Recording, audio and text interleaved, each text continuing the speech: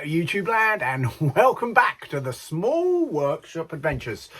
Just a little bit of housekeeping before we get started. If you're new to the channel, please subscribe and click the like button. It's really appreciated. So what are we talking about here today? Well, I thought I would have put it out there that the most important tool, your number one tool. What is your number one tool in your toolkit? Now, when you just reduce to one tool, what do we choose? From an array of stuff.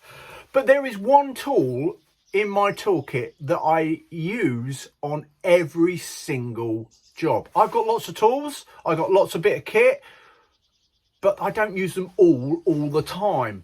But there is one consistent tool that I use all the time on every single job, no, without question, and that is the humble square. Now, is it a humble square or is it actually a really important job or import? I've just noticed my dog going behind me. I thought he was going to go and do I thought he was going to go and disgrace himself on camera. But he didn't. I think he just walked past. I was expecting him to do a you-know-what and sit there right on camera. He hasn't. My head went, are you going to do that? Are you not? Anyway, he didn't do a dump, so not at the moment. He may yet do that.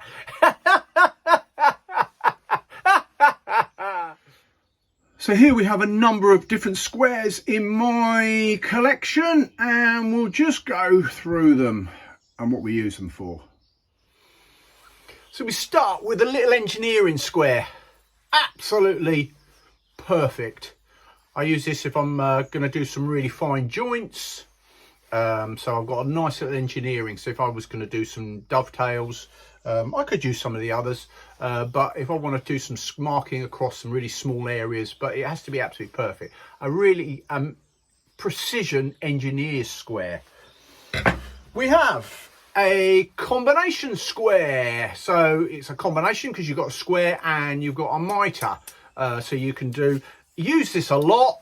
This is just throw up there in my kit. It's just a cheap and cheerful one. Magnuson, you can spend all sorts of money on these, but it does the job and it's a go-to tool.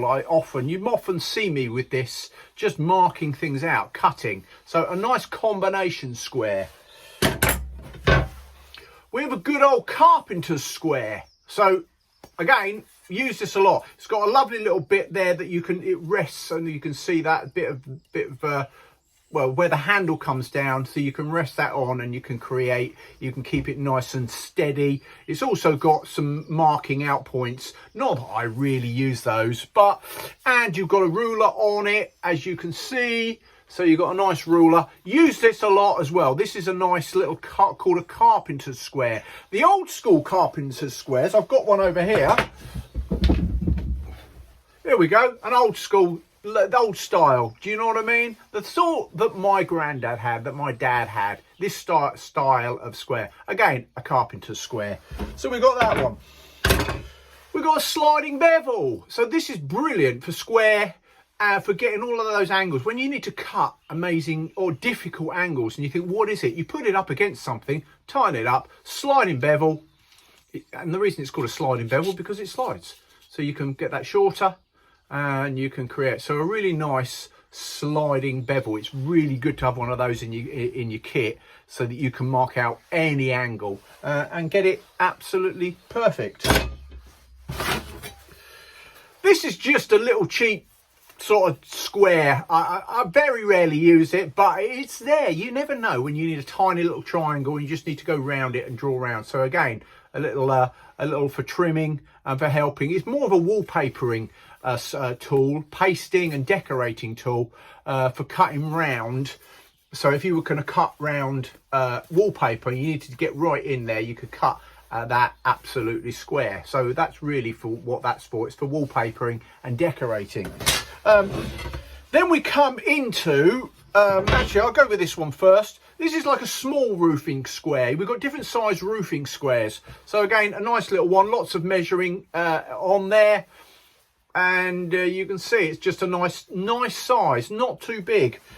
We have a speed square. So we've got all of the various marking outs that you can move. You can pivot this. Again, it's a roofing square. So I don't build many roofs, but it's not just that you use it for roofing. But again, it's got you can put that on the side of your timber. You can see that. There we go. Turn it around. You can put that up against it, cut. And I use this for when I'm also doing half lap joints. So I can put that on a piece of timber, just hold that, and I can cut through. You may have seen me using this on some of my other videos, just so I can cut perfectly square joints, because then that is something that the saw can slide down, the edge of the saw, the guide, and it cuts perfectly. I'm going underneath the camera. So a nice speed square, lots of uses for it. Again, for measuring, you can measure up all your angles on there and stuff if you were creating different roofs. I don't particularly, but good to have one in your kit for another reason.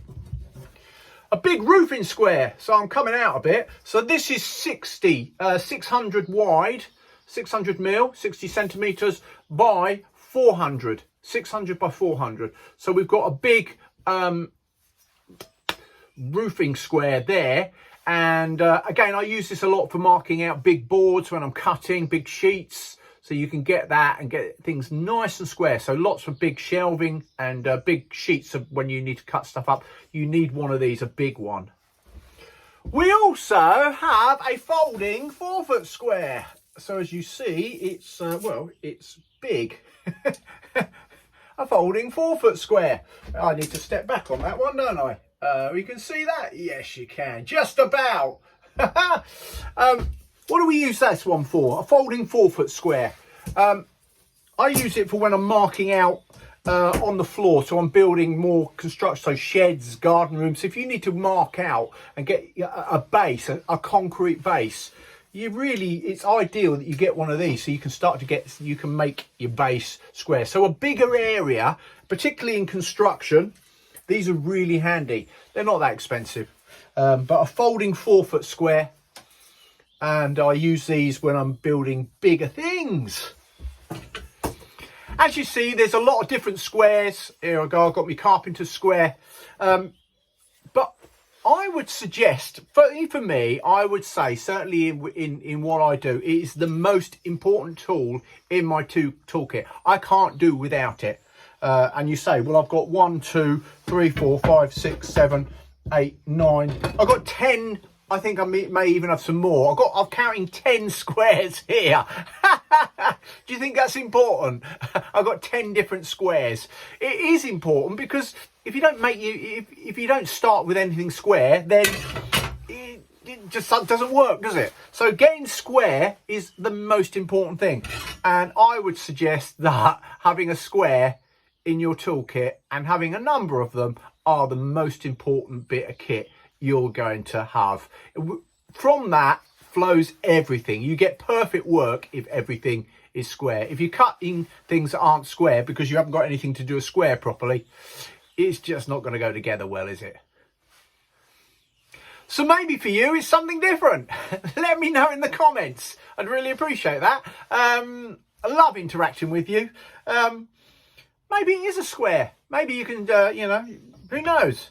But let me know what your most important bit of kit is, what your most important tool is. For me, it is, I say, the humble square, but actually it's not that humble because it's at the heart, at the very centre of everything I do. And most woodworkers would probably say the same.